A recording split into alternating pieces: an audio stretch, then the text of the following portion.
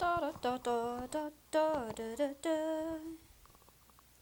Let me just check my notes.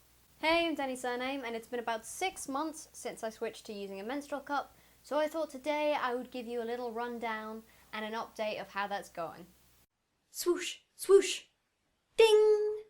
So yeah, it's officially been 6 months since I did that vlog where I trialed a menstrual cup and then ended up completely switching to it. I love it to bits. I'm not going to show you the cup on camera because I feel a bit more private about it now it's actually been inside my body. But if you do want to get a look at it and you didn't see the original video, do go back and watch that. I'll link it up in a card. So today I'm going to give you a couple of pros and cons and try and take into account the questions that were left on that video, and then just give you a collated amount of resources and update, basically. So to start with the pros, there's no reoccurring cost if you switch to using a menstrual cup.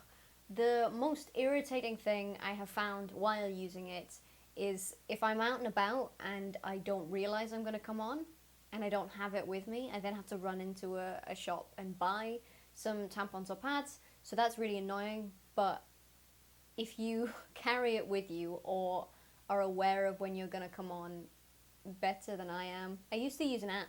I really need to start doing that again. Then there is no reoccurring cost, which is top. When you are on and it's in, there's no stress about whether you're going to have any tampons or pads with you when you go out, because you know you have all you need already inside your body. I know that tampons aren't particularly uncomfortable as long as you're wearing them correctly, but pads, a lot of people don't find them very enjoyable to wear, and I'm one of them. Whereas with a cup, you can't feel it once it's in. It's there, it stays in, you change it, that's it, which is fab. There's also no dryness. What I hated most about using tampons was because they absorb through chemicals. When you took one out, the inside of your body would feel really dry and it would be really difficult to put a second one in to replace the first. Whereas with a cup, this counts as a pro and con, so it depends how you look at it. Because it's a little bit messier and because it's not actually absorbing any blood, you don't have to worry about dryness when you take it out, wash it, and then put it back in.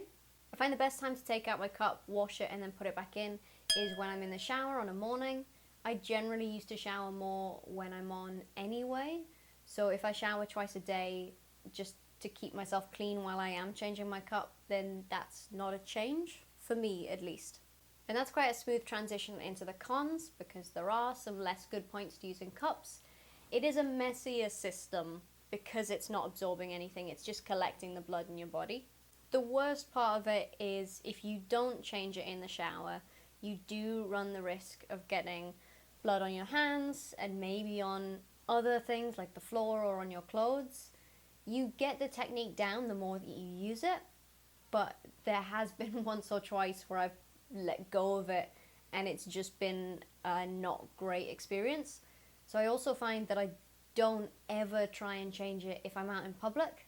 I try to minimize the amount of times that I'll need to change it when I'm not going to be in a shower. So that's a little bit, you have to schedule it more than if you were just using tampons or pads. It's also more time consuming because it is messier when you take it in and out. That is a longer process than if you were just changing a pad or taking a tampon out.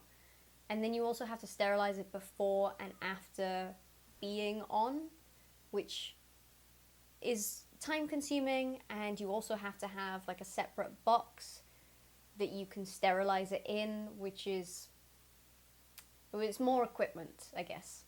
A con that doesn't apply to everybody is we live in a flat where we have the toilet and the sink and the bathroom in 2 separate rooms, which is again why I try and change it mostly in the shower, because that's just the easiest, cleanest way to do it. If I try and change it when I'm in the toilet room, I then have to run across and wash my hands in a separate room. But also if I try and change it in the room with the sink and the bath and shower, then I feel like there's more chance of getting it accidentally on the floor. So generally I try and stick to the shower, and that's just a It's just more of a specific thing about R flat. I feel like those pros and cons sort of equally weigh out against each other. So while I was really excited to try using a menstrual cup, and I have entirely made the shift, it's good, but not as amazing as I originally thought. Leaks are also something to take into account. If you're wearing a cup correctly, it won't generally leak. My awesome friend Jenny Collins left a comment on my original video where she explained how you can minimize leaks by wearing the cup as low as possible. With tampons, you're supposed to wear them high in your body. Cups are supposed to be as low as they can comfortably be. If you feel comfortable with your own body and also with your own menstrual blood, then it is quite a good way to go if you're fine with that mess and that little bit of extra cleanup or the scheduling with showers and stuff. If you're a little bit more uncomfortable, then I would suggest you stick to using tampons or pads. Maybe give it a go, but still use tampons and pads. Whatever you think is going to be best for you, go for it. I am still in full support of menstrual cups. I will still be using it as my primary way of dealing with being on, but these have been some realisms about the process of using one over the last 6 months. Let me know if you use one or if you're thinking about getting one. If you have any questions or any concerns, leave them down in the comment section below. Give me an ego boost, like the video, subscribe, and I'll see you again soon.